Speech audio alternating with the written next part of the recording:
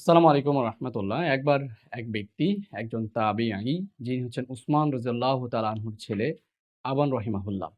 তিনি একটি হাদিস শিখাচ্ছেন, একটি দোয়া শিক্ষা দিচ্ছেন যে, কোন ব্যক্তি যদি এই দোয়াটি সকাল এবং সন্ধ্যায় ৩ বার করে পড়ে, কোন অনিষ্টই তার ক্ষতি করতে পারবে না। কিন্তু এখানে আ ব্যাপারটি হলো, যিনি এই হাদিসটি শিক্ষা দিচ্ছিলেন, তারই অর্ধ শরীর প্যারালাইজড ছিল। তো এই বিষয়টি কোন একজন ব্যক্তি উনার দিকে তাকাচ্ছিলেন বারবার। যে উনি এই দোয়া শিক্ষা দিচ্ছে, কোনো অনিষ্ট করতে পারবে না, অথচ তার শরীরে অর্ধ প্যারালাইজড। তো এই বিষয়টা আবান রহিমাহুল্লাহ বুঝতে পারেন এবং তিনি আ সেই ব্যক্তি বলেন যে, "যেদিন আমার এই প্যারালাইজড এর ঘটনাটি ঘটে, সেদিন আমি এই দোয়াটি পড়িনি।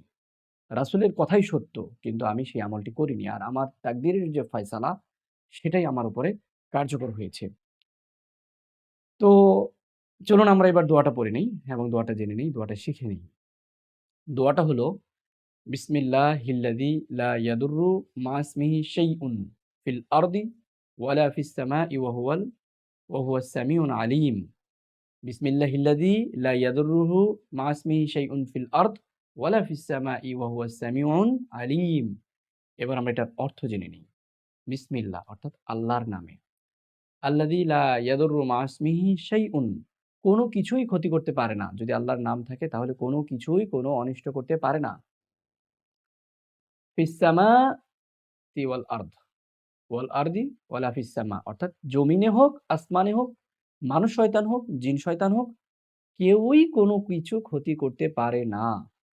যদি আল্লাহর নামে কেউ শুরু করে বা আল্লাহর নামে যদি কেউ চলে, আল্লাহর উপরে যদি কেউ তাওয়াক্কুল করে। এরপর বলছে কি ওয়া হুয়াস সামিউন আলিম। আ যিনি হচ্ছেন সবকিছু শুনেন, সবকিছু দেখেন।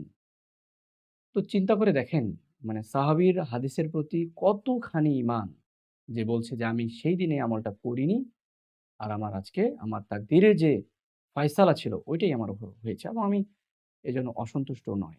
মুমিনের বৈশিষ্ট্যই হলো, আপনি যতই সৎ থাকুন না কেন, অনাকাঙ্ক্ষিত, অপ্রত্যাশিত বিপদ আসতে পারে, সেক্ষেত্রে মুমিন ধৈর্য ধারণ করবে এবং আল্লাহর উপরেই পূর্ণ তাওয়াক্কুল রাখবে এবং আল্লাহর যে ফায়সালা সেটিকে সাদরে গ্রহণ করবে।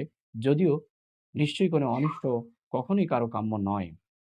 প্রিয় দর্শক, কেমন লাগলো আজকের এই দোয়াটি? অবশ্যই কমেন্টে জানাবেন এবং ভিডিওটি বেশি, বেশি শেয়ার করবেন। হতে পারে যে আপনার কর্মজীবনে আপনার সফলতায় ঈর্ষান্বিত হয়ে এমন অনেকেই আছে যারা আপনার ক্ষতি করতে চায়। হতে পারে এই দোয়াগুলো, এবং আমি বিশ্বাস করি অবশ্যই এই দোয়াগুলো মুমিনের রক্ষা কবচ। আল্লাহর ইচ্ছায় এই আমলগুলোর মাধ্যমে আপনি অনাকাঙ্ক্ষিত, অপ্রত্যাশিত এই বিপদ এবং মুসিবত থেকে বেঁচে যেতে পারেন। দেখা হবে পরবর্তী নতুন আরো একটি দোয়া নিয়ে। সে পর্যন্ত আল্লাহ ভালো রাখুন। আসসালামু আলাইকুম ওয়া রাহমাতুল্লাহি ওয়া বারাকাতুহু।